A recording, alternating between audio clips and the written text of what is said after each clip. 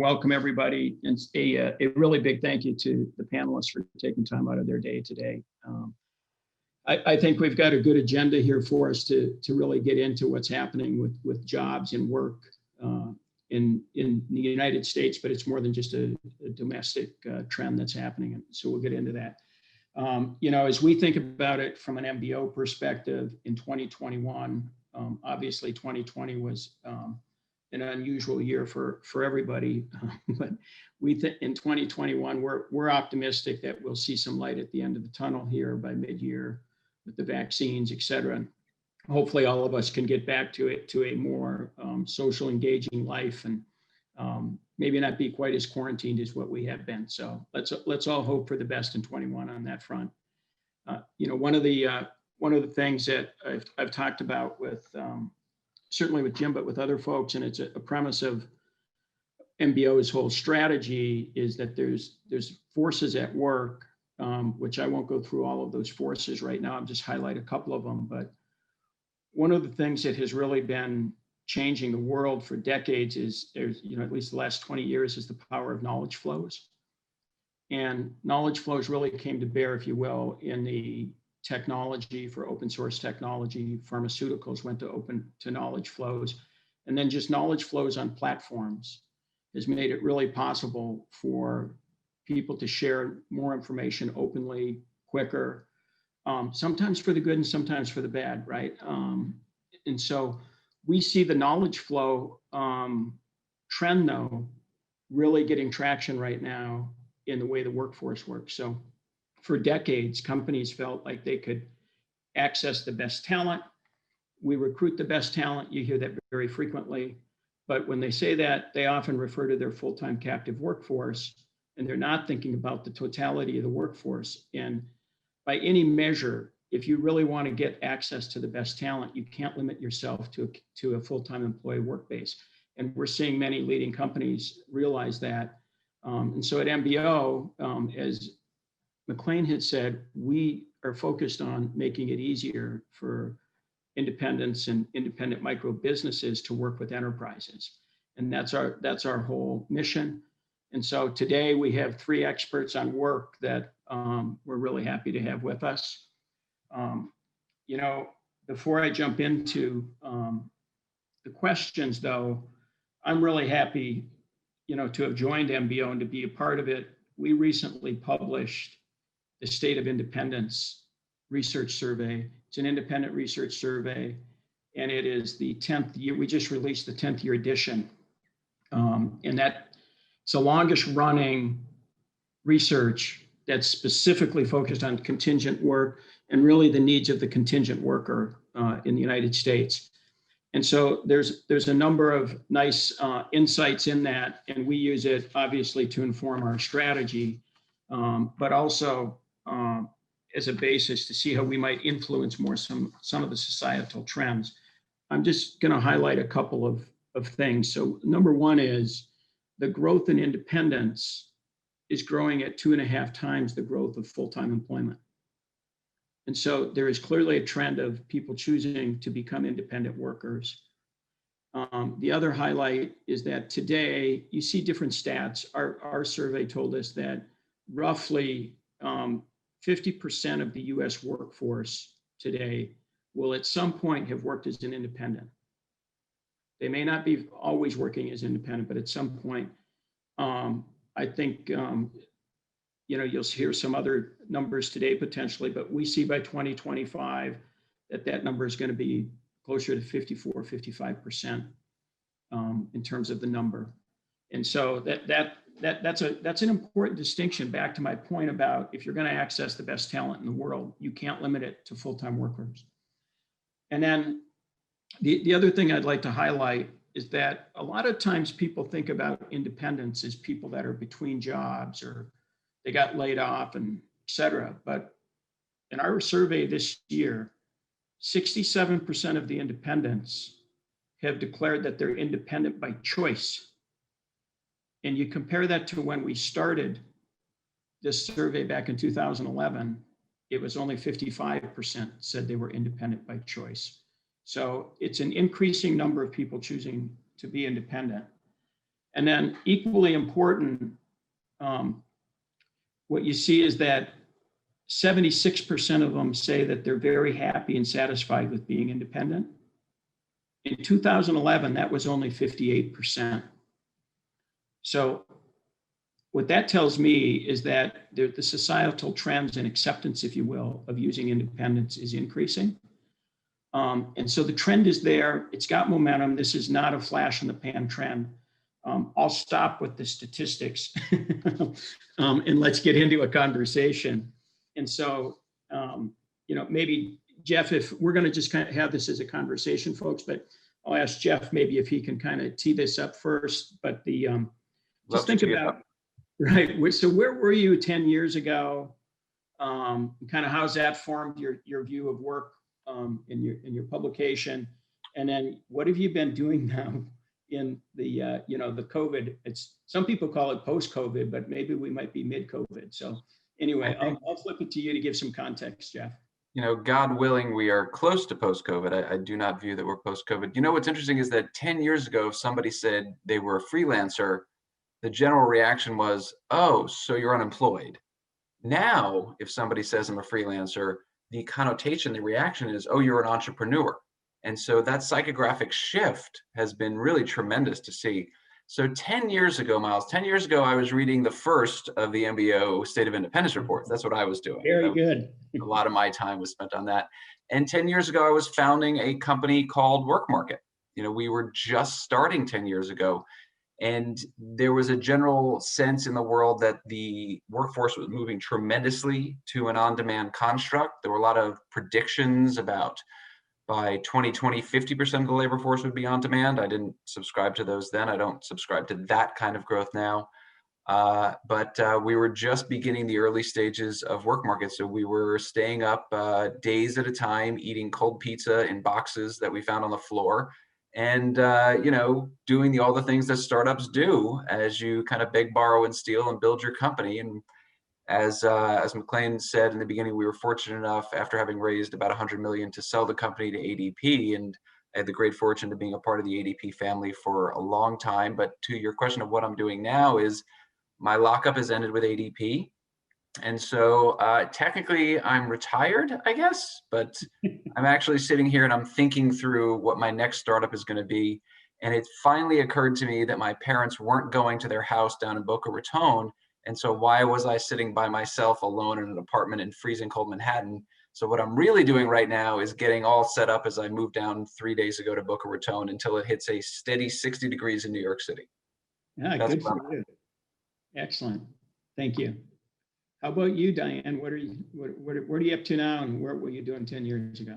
I would say it really was about 10 years ago where I was first starting to think about the gig economy and work on creating that class. And when I first started offering the MBA class, people would say to me, the gig economy, is that a computer class? Are you focused on gigabytes? Nobody even understood what the term was.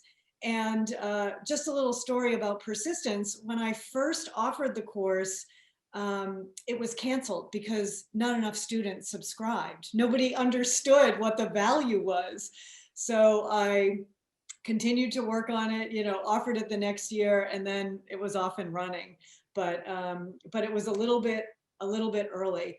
And of course now today, I'm working independently. The gig economy is everywhere. It's become part of the mainstream. I work independently. I have a portfolio of work that I do, and I've been increasingly excited to see the world move in that direction. And I wouldn't have chosen to experiment with remote work the way that we have, but nonetheless, the value of having this experiment with working remotely, I think, is only going to support the ability for people to choose more when, where, and how they work. And that is only going to be better for everybody. Yeah, it makes sense. It's interesting because you highlight 10 years ago at Babson, you didn't have enough people to register for your course. Think about that, because Babson is arguably, if not one of the leading entrepreneur universities in the United States. So can you imagine what would have happened at other campuses? So that's saying something. It's caught on in a very short I period don't of time. think it would have gotten onto the course catalog at other That's campuses.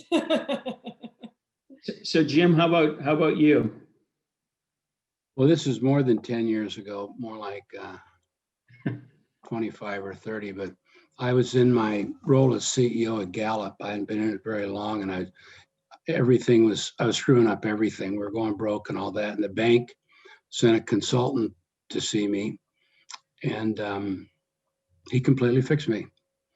And his name was Miles Everson. But the reason I'm telling you that story is all the success he's had in his life is because of me. No other factors. Because when the board of Price Waterhouse, they said, well, will we ever consider him for chairman of Advisory Global? And they all went, no, he's no good. And then somebody said, well, he fixed Jim Clifton, and they went, give him the job. And so that's why he owes everything to me. No, about a little less than 10 years ago, I actually stopped our chief scientist in the hall and I said, what have we come up with that's really big in our 30 years of leadership? Dr. Gallup had stuff that was unbelievable. He was one of the 100 most influential Americans on that real good list with Abe Lincoln and Washington and Martin Luther King and that type of thing. But and I realized I'd put him on the spot and I didn't mean to, but you know him, Miles, Jim Harder. But he said, and he's real understated, and that's what you want a chief scientist to be. But he said, we've come up with something. He said, I think it's the biggest breakthrough in management leadership history. He's a real close follower. He really admires Drucker. You know, of course, Drucker was an economist and all that. So what is it? But we, if you put all the employees we've surveyed around the world, it's 100 million. But they were able to, since their clients are able to break out teams. So we had over 1 million teams, but see, they're tied to outcomes because we have that in the data pool too. And so they could sort of rank order. They could rank order neatly 400,000 teams, highest performing, lowest. But what you do in these studies, I know it's a really smart group, but you look for variation like engineers do. And so if you can find 4, 5, 6% variation, you can really get a big breakthrough. And, you know, if you're doing Six Sigma, you lean it out and you're man or woman of the month or some kind of a thing.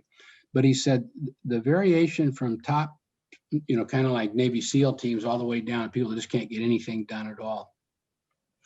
He said 70% can be explained by one phenomenon. And I said, what is it?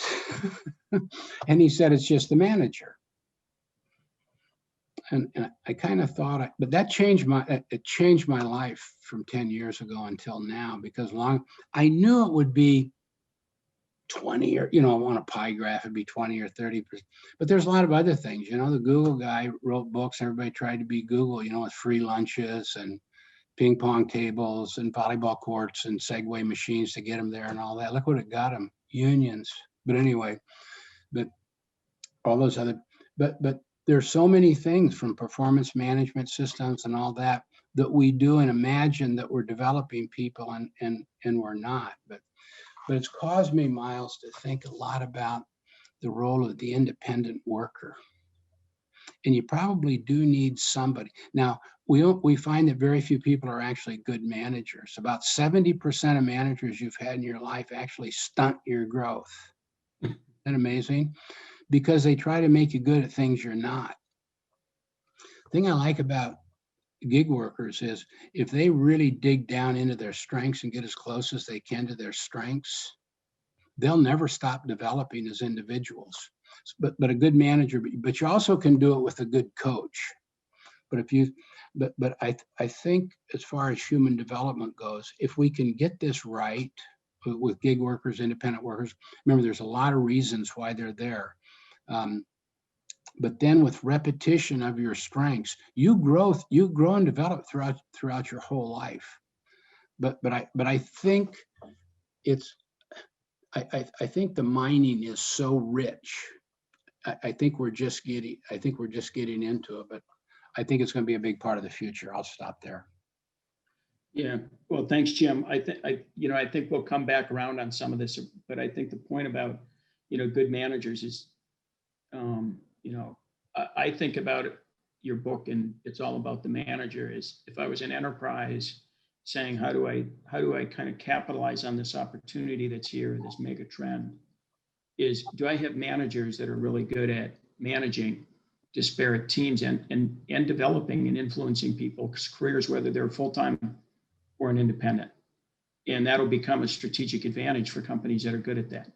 So, there's a question here, and it lines up with one of our topics, so we'll just get right to it.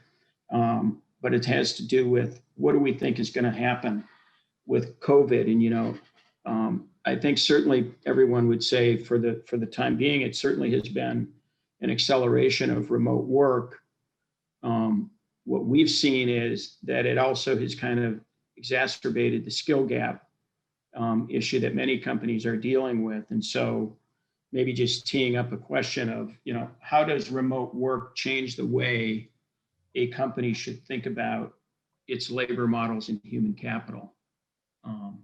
And I don't know, Diane, can we start with you on this, or? Yeah, sure. I mean, I think, companies have really had to change their mindset as a result of remote work. One important shift has been around the trust that they extend to their employees. When somebody works remotely, you have to let go of this increasingly obsolete framework of managing by the clock and the chair, having somebody right in front of you. And you have to trust that even though you can't walk out and see them, they're working to get things done. So I think the big shift for companies is to focus much more on results and value and work delivered, and much less on process, and extend the trust to their employees and their workers in general to deliver those results. So I think trust has been a huge issue that has shifted. And I think also companies have been challenged to think about organizing their work differently. I mean, every company has work they need to get done. Traditionally, they have organized it into a full-time job and then hired a full-time employee to do that job. But increasingly, I think companies are being more creative about taking the work that needs to be done and organizing it into projects, tasks, assignments that they can bring on independent workers to deliver the results that they want. They no longer need to package it up into a full-time job and hire an employee. So to me, those are the big changes in the labor model: more trust and more a different organization of work. Yeah, Diane, we certainly see an increase in, I'm going to say, evolving operating models for companies to more and more try to drive their strategic change through projects, very similar to what came out of the IT environment with agile development. It's much more agile in terms of driving towards strategic initiatives. So very consistent in terms of what we're seeing. Jeff, how about, do you have a view on this? Oh, Miles, I have a view on everything. So look, I like to start with data, and I violently agree with everything Diane just said, by the way, as usual. I'm pointing this way, Dan, because you're that way on my screen. Look, 10 years ago, 1.5% of the US workforce worked remotely, and definitions are important here, because when we say remote work, it means more than 50% of the time you're not in that office, which has infrastructure issues for the office, and it's got tax nexus issues for that employee. And we don't have good data on flexible work arrangements. At the height of the pandemic, we were up to 40% of the US workforce working remotely. 42% is the natural limit in the United States. The United States has the highest percentage of its workforce that can work remotely, because clearly people in manufacturing, in certain services, transportation, logistics, they can't work remote. And to Diane's point, one of the reasons that we were able to adjust was because mindsets had to change. We all know the manager that used to say, I believe productivity is presence and magic happens in the office. And they throw out all the data that tells us that remote workers are more productive, they have a better engagement, they have higher retention rates, they are happier, blah, blah, blah, blah, blah. But they believe productivity is presence. Reason number one, that we had a ceiling on that 1.5%, which grew to 3% pre-pandemic. Reason number two, we weren't getting further into remote work, was infrastructure, policies, procedures, and the infrastructure to connect to the office. It's one thing to say, yeah, you can work remotely. It's another to give you access to all the systems you need. It's another to have a policy that there is a Zoom or Microsoft Teams option for every meeting, so you're not shut out. And so both of those things obviously had to change. That mindset issue, the infrastructure, policies, procedures, and security all had to change in April of 2020, March of 2020. And again, we got to that 40% at the peak. What we will be post, who knows, right? We've seen a lot of surveys, a lot of great surveys coming out that lead us to think maybe 8% of the US workforce will work remote post-pandemic. Keep in mind that 8% is out of 42%, which is our total possible. And if you said how many people will have flexible work arrangements, I would say it's 32 or 33% will have flexible work arrangements. And therein lies one of the bigger opportunity sets in how we think about talent, because there were a lot of companies that had this notion that you can't work here unless you can get here. You can't be on this team unless you're physically in this office. And opening up those talent pools to people that need flexible work arrangements, whether because of childcare or elder care or any other kind of issue. They can't be in the office 9 to 5, 5 days a week, but they can be there 3 days a week. They can be there 2 weeks and then not for a third week, not that third week.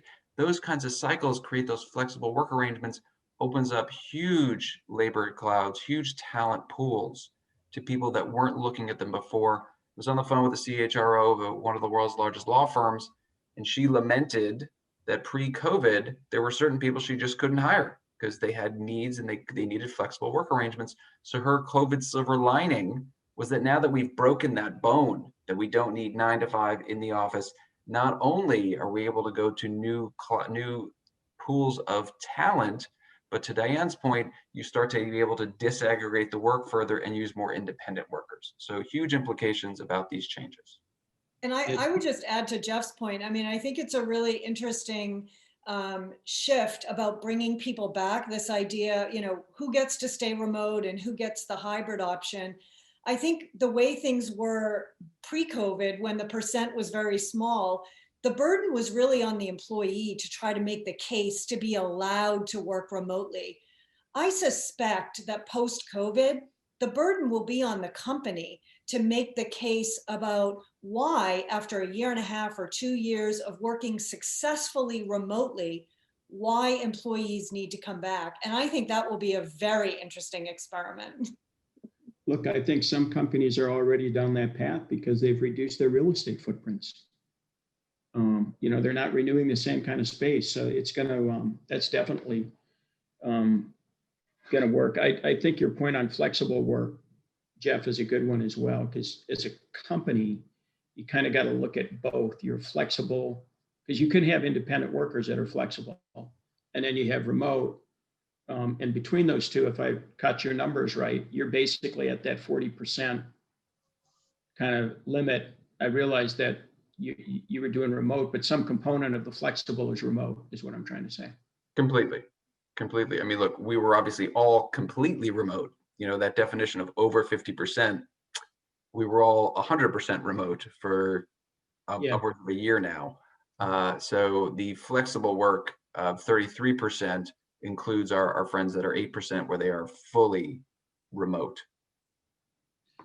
So Jim, how about you in terms of the impacts of remote work and on human capital? What do you think? You run a company too, where you're probably remote. So what are some of the thoughts about this impact of remote work on how you think about human capital?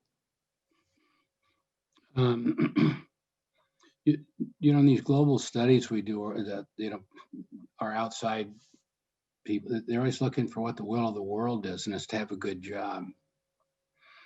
If you want to dig down a little bit, it's to have a job that uses your strengths, and when you do it, it feels good, and you think you make a contribution and you're making a contribution to something, the world or a team, and full stop. That's it. That's about as high. And if you're making, I don't know, there's some kind of a cutoff with money. about 90, but money doesn't make you happier. But if you get those other ones, you go and go and go, and you can be the happiest person. But what COVID did is it disrupted that, because people got to have a new freedom they've never had before, and it caused them to add a new demand. So now the world is have a good job, not just a job, but a good job, one with some mission and purpose and uses your strengths, but one also where I just have a hell of a bunch of freedom. Now, what price do you? I mean, what's freedom worth? Where you don't have to be in the same traffic every day, get to work. So, because I mean, there's still I live and work in, well, there's still bosses that walk the halls to see if they're in there, behind their desk at that time and all that. But I think it's changed the demand for work, and I always get a kick out of people that try to make rules with this. Here in the government, the people just wouldn't come in at all. This isn't long ago, and it was pre-COVID. So what they did is they made a rule, and they said you have to be in 2 days a week per pay period. This would be a cool Danny Kahneman behavioral economic thing where our brains mess with us. But so that meant that the pay period's 2 weeks. I have to come in 4 times a month, or I can be on probation or some kind of thing. So that told the deadbeats, you can't just come in once, they get 3 more days out of them. But 70% of the people that were coming in every single day, it told them, what? You don't have to come in. You don't have to come in anymore. But I think that what you got to do is, I don't think rules are going to work, and policies. It's going to take some time. You got to sit down, really go to work, and figure out how you can make each person really, really productive, and what's best for them. Maybe they come in 2 days a week to get a little juice, meet with the team, or from because interaction, we're still jungle animals, makes a difference. But it's going to have to be highly individualized, is my conclusion. Good luck with, somebody else did it too. I don't know if it was Twitter or one of those, it's supposedly genius man, and they just make the stupidest decisions possible. I'm thinking of an insurance, other client, I won't say their name, but send everybody home. They're going to have to reverse that. Those are my comments. Yeah. So, it's interesting. One of the things that we've observed in our own, company at MBO is working remote today in the home office, because the other family members are also likely at home, creates a dynamic that very well could change when not all family members are in the home and doing remote work, right? So, because one of the pressure points has been, I'm trying to get my work done, and there's family disruptions that are interrupting me during the middle of the day. We may see that those disruptions go down in a post-COVID world. So we don't know yet.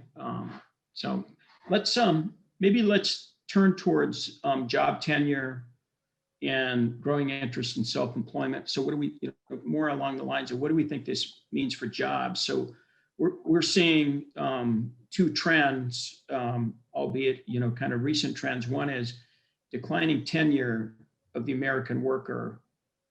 We recently saw that the tenure was at the lowest in its history from BLS. And then, next is the growing interest and satisfaction, particularly among the high-end worker, to be independent. And when I say that, we're at the lowest tenure, most people are surprised when it hasn't been going down dramatically fast. But, if the average worker works at a company now for 4.1 years, not 20. And if you're under 35, it's 18 months. So this loyalty thing, maybe Diane, we'll go back and start with you, and then I'll go to Jim. So Diane, you want to go next? Yeah.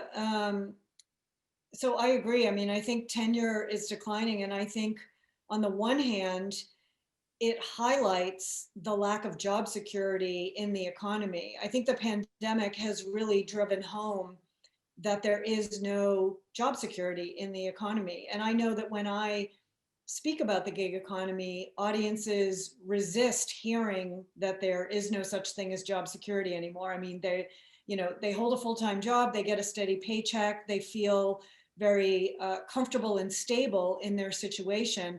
But as we've seen, for any number of reasons, any full-time employee could be laid off at any time. So I think the pandemic has really driven that home. And I think it's driven the interest in working independently up, because people increasingly want to feel like they have some control over their work life and their income, and have some diversity in their income streams, right? When you work a full-time job, there's incredible concentration risk.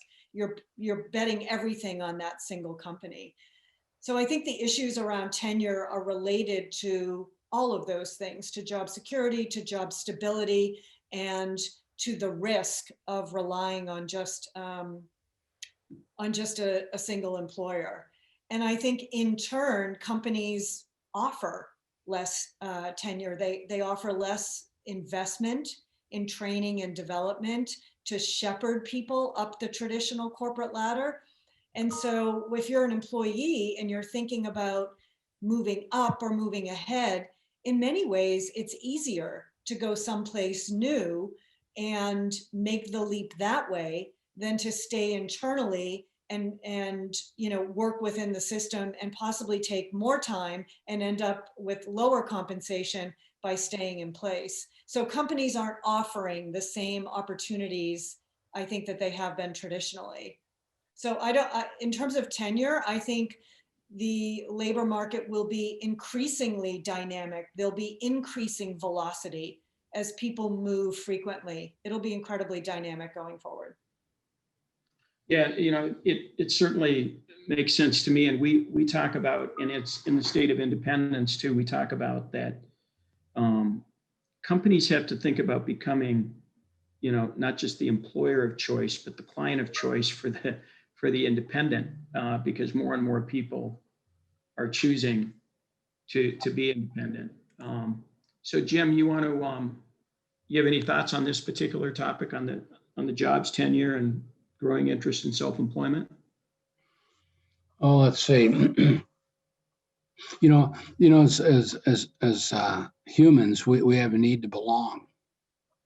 We have a membership in something. But when you have about 7 out of 10 managers that just aren't good at their jobs, hell, they're driving people out. But I think what you see is then you go down to millennials. That's a group that's only around there 18 months.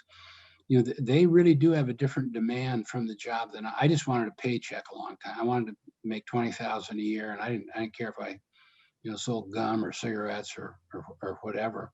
But, now these young people, they mean it. The job overlaps into their life. Work is life, and they define themselves by their job, which clear back when I was there, they didn't. I think we're doing such a lousy job of it that they don't find membership. Very few people find. Only 30% of American workers have full-time jobs. About 125 million are engaged. For the world, you guys, it's only 15%. It means the world's workplace, and I don't mean it sounds breathless and overstated. It's broken, which tells you how much how much upside there is in figuring out how to maximize potential of people. Yeah, it's reflecting on one of the comments that you made, Diane. So in our survey, we kind of see a break point. We asked a couple of questions. One was, do you feel more financially secure as an independent than you did as an employee? And there's a clear break point at people that make $75,000 a year or more. And the majority of them believe that they're more financially secure. Interestingly enough, that same break point at 75,000, only 19% of them felt that COVID had an adverse effect on them.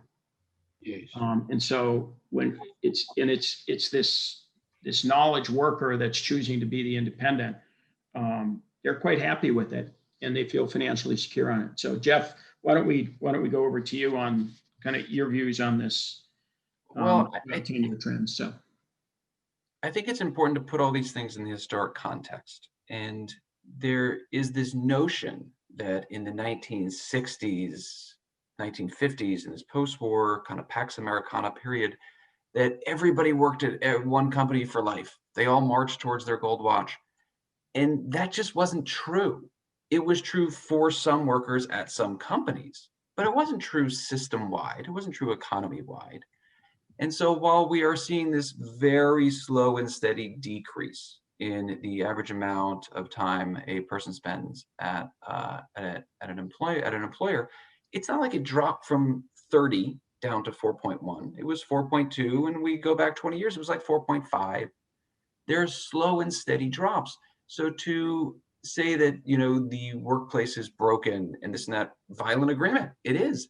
But it was never some nirvana where it was so wonderful. These aren't new issues. I think they're becoming issues that we talk about more, issues that we are starting to bring some solutions to. But the same thing with our friends, the millennials. We can disparage, and not that we're disparaging them, but when we look at 1980 and the average amount of time someone under 35 spent in a job, it was 2 years, right? So it's not like this is an entirely new generation. I agree with Jim that they have a new mindset. They are much more focused on other things, but it's not, their tenure is not a new phenomenon. The tenure in the workplace is not a new phenomenon. There have been slow and steady decreases. And whether those are good things or bad things, I think there's a lot more that needs to be understood or studied, but we shouldn't pretend that they're new.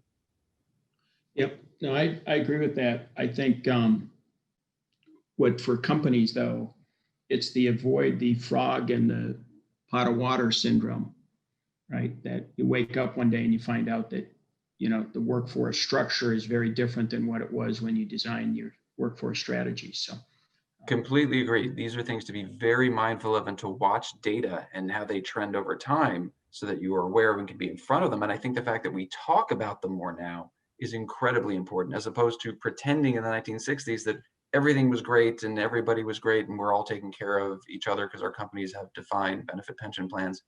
They did, but not for everybody. Yeah, exactly. And I would agree with your comment, Miles. The way that I talk about it is like in the startup world, which is that traditional work is ripe for disruption. For many people, traditional work doesn't work. It hasn't worked.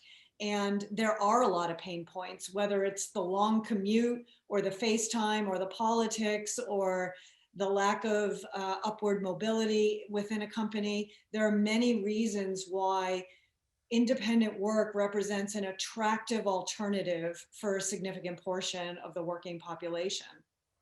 And Diane, to your point, this used to be a pull function. It used to be the employee that said, I want to do this. I want to work this way. And COVID forced it, and now it's a push function, and the company has to find a reason to do it. You don't want to let a good crisis go to waste. We had a horrible economic and healthcare crisis, but it is a possible driver to bring about these changes that have been known and talked about for some time. Yep. Speaking of things that maybe not all that clear to people, when we look at in that state of independence results on the survey of mix of independence between female and male, in 2011, 51% were male and 49% female. And in 2020, it was 58% male and 42% female. I would have intuitively thought it was going the other way, but it's not. So it's interesting. Sometimes the data tells you things you didn't know. So does the data give any suggestion about why the trend is going in that direction? It's one of the things we're digging into, Diane, kind of post survey results to try to understand it, because I would have thought it went the other way. That's pretty dramatic change. It's a 7-point drop on 51%, right? It's not a minor change. Yeah, and I think we can point to the negative impact of COVID on the female work population in general, and it also impacted the independent female work population. Sure. That makes sense. Well, let's see. We got about 15 minutes. Maybe we should go to questions. McLean. Absolutely. So we do have a few coming in, but by all means, people add some additionals. I do see one that just popped in that said, within the race of this new niche of online marketplaces, do you believe that we'll see a consolidation and emergence of acquisition of the smaller marketplaces by larger players? So Jeff, you went to ADP, so I want to ask you this one first, and then everybody else can weigh in. Well, I will tell you this. Not only did we sell, we were a platform, not a marketplace. So WorkMarket is enterprise software to help companies enable a process. We had a marketplace, but it's a minor feature. But we did buy a marketplace And it was challenging. I think the buying of marketplaces is much more complicated than people think. You can look at our friends at Upwork, which is the result of Odesk and Elance, and it took them like 3 or 4 years to get all that stuff together. The data architecture and all the things that go into the profiling structure, very difficult to merge those two. Everyone's like, oh, you got profiles and profiles, put them together. No, that is incredibly complicated, incredibly difficult. So I don't think you're going to see a lot of things. I think you will see the death of a lot of marketplaces. This idea that somebody is monetizing somebody else's human capital is still a little strange to me. But you will see an increase in the amount of tools that different marketplaces are going to add. I think marketplaces are going to move more towards platforms, and I think you'll see platforms start to add marketplace features, and then little niche marketplaces I think will die off. That's what I've seen, and it's a sad state because I've invested in a few of them. Well, Jeff and I didn't rehearse the answer to this question, but and thanks, Monica, for answering it. I mean, at MBO, we very much are a platform that has a marketplace kind of module to it, if you will, right? And I think many of these niche marketplaces underestimate the myriad of points of friction that exist between an independent being able to work with an enterprise. And so, you know, Andreessen Horowitz published an article on this about the difference between shallow job platforms and deep job platforms. I think the deep job platforms that sit with the marketplace are going to win the day when the dust settles here. Obviously, that's our strategy, so I'm biased in my view, but why not have an opinion? Excellent. I agree. I mean, I think the marketplaces perform a really important function in reducing the friction and increasing the efficiency of matching. And I also think they're really important in the current environment of making it sort of legally and administratively simple, easy, and efficient for companies to work with independent workers. I think we'd have to see some real changes in the broader labor market environment to make platforms less interesting. Absolutely. And we're seeing, Miles, I'm going to jump back to you really quickly. And then I want to talk a little bit more about that friction, Diane, because I think that's a really interesting concept. I just shared the Deep Jobs story from Andreessen Horowitz in the chat. But for those of you who are familiar on the panel, let's talk a little bit about the difference between the shallow job platforms of old and the deep job platforms of new. Miles, do you want to hit quickly on the difference between the two?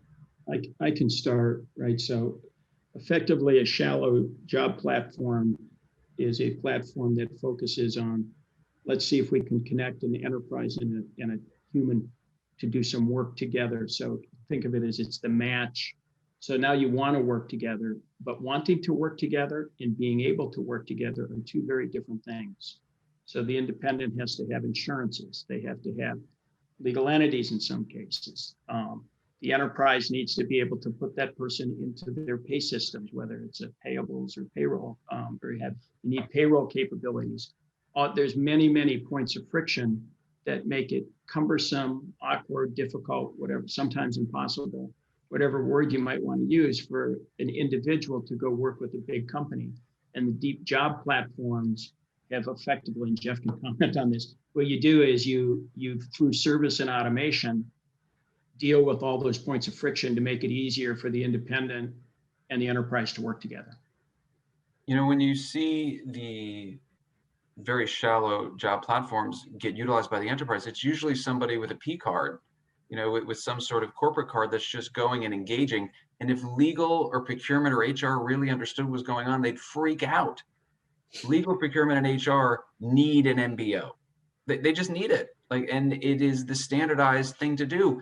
And those shallow job platforms aren't handling GDPR. They don't have SOC 2s and all the things that are necessary to get into that enterprise. One of the reasons ADP bought WorkMarket is because we invested millions of dollars into doing those things. Those are very difficult decisions for platforms or marketplaces to make to kind of move towards that platform context, but you're not going to succeed at scale in the enterprise if you don't do it, right? They are table stakes to get into the enterprise, and they're expensive and complex. Yes, they are. Absolutely. And I think that leads to some of the other questions that are coming in about that reduction of friction. So Tom Cook has a question that asks, what do you see as the chief barriers to companies, both small and large, in greater adoption of bringing on numbers of independent workers. And I want to meld that with Diane's point from earlier, which is how can we reduce that friction to decrease the barriers? And anybody who wants can chime in.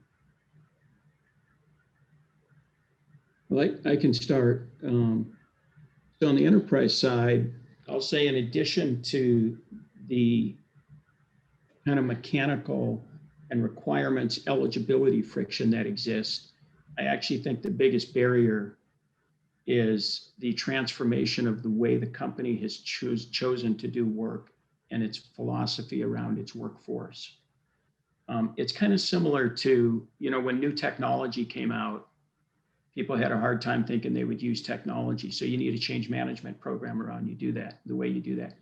Similarly, you had the same instance when there was the offshoring of jobs and you're going to have people work in remote locations.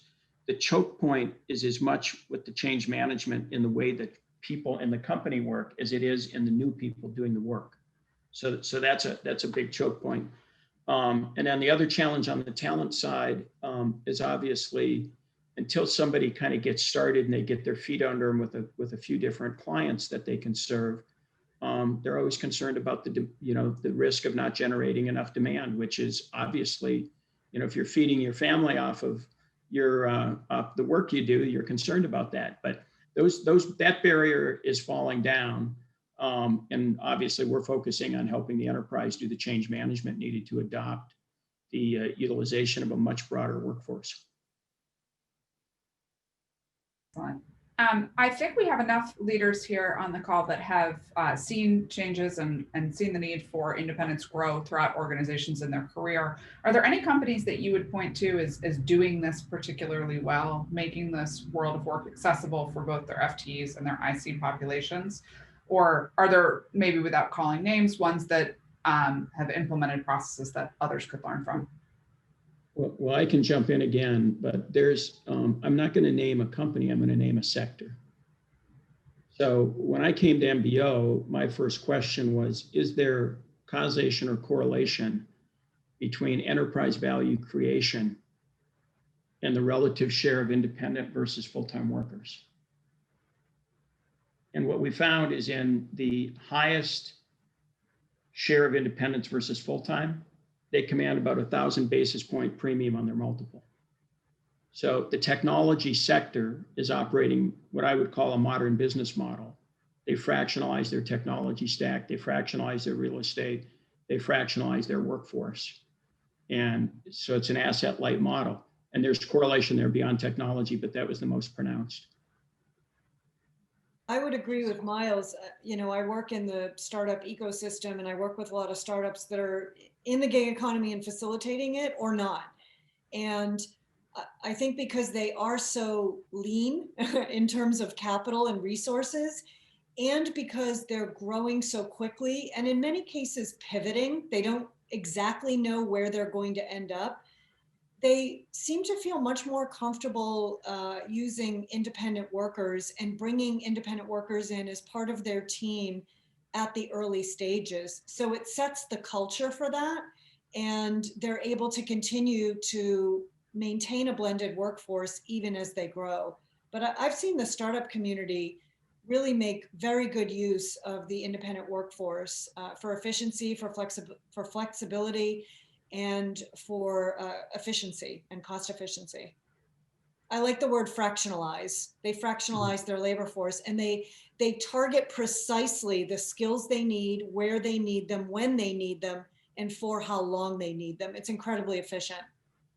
It's almost surgical. I think that's a really fractionalized is a great word there. And we do a little bit of work on this in our client of choice data, where we ask independents themselves what they want from an enterprise. It's pretty straightforward. They want to be paid on time. They want to be treated as part of a team. But given your experience, is there anything that a company needs to do at the outset to really create a friendly environment for these workers and avoid the Google situation that we're going into with that shadow workforce, unhappy contractors who are now joining the FTEs and unionizing? There are a number of things that I've seen companies do to be that employer of choice across their entire employment landscape. And when we think about specifically the on-demand landscape, it's, are you providing the insurance necessary? Are you taking the policies on operational accident insurance, as opposed to trying to force the independent to go get workers' comp on their own? Are you creating, insurance policies and programs such that you can take it on? Because to Miles' point, insurance and compliance are some of the biggest risks. How do you go and ask, an independent that's going to come to work for you, oh, well, in order to work with us, you need a $10 million general liability policy and a $15 million cyber policy, otherwise you can't work here. How am I supposed to go get that? That's crazy. And yet it is a very common thing. So if you take those burdens on and you allow those people to be the subject matter experts they are and just get to work, which I know MBO does incredibly well, you have an advantage. You can be an employer of choice, because otherwise, if you put that burden on the independent's not going to know what to do. Fun. We've got time for maybe one more question here, and I'm going to go into politics slightly. We have a new administration coming in very soon. What is the one thing that you want a new administration to know about the independent workforce? It can be a law that you would like to see changed or streamlined, or simply a fact that they should take into account as they move forward with this new way of working. And I think I can go with Jim, because we haven't heard from Jim in a little bit.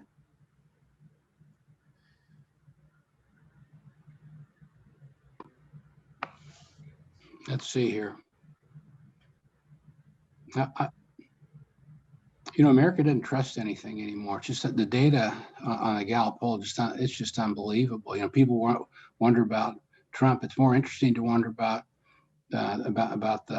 what's going on in the lives of people. I'm talking about extremists on the right and the left, but and so media is the lowest it's ever been. People hate Washington. I live here, but they hate Congress, lowest ever. And when you ask, do you believe corruption's widespread in the government? This, I don't know, Sweden or Norway, that's 12 or 14% believe corruption's widespread there. Germany's had some trouble there at 33. You guys, we're now at 75%. So that means it's not just, extreme right-wing people or anything. It means that 75% of all adults think corruption's widespread. But it's so. The thing they trust most is the military. So it'd be perfect for a coup. But the second one, and there's no third, is small business. Small business, the citizen knows that's the backbone, or that's a very important part. It's the social fabric of our whole country. Small business. Half of us work in them.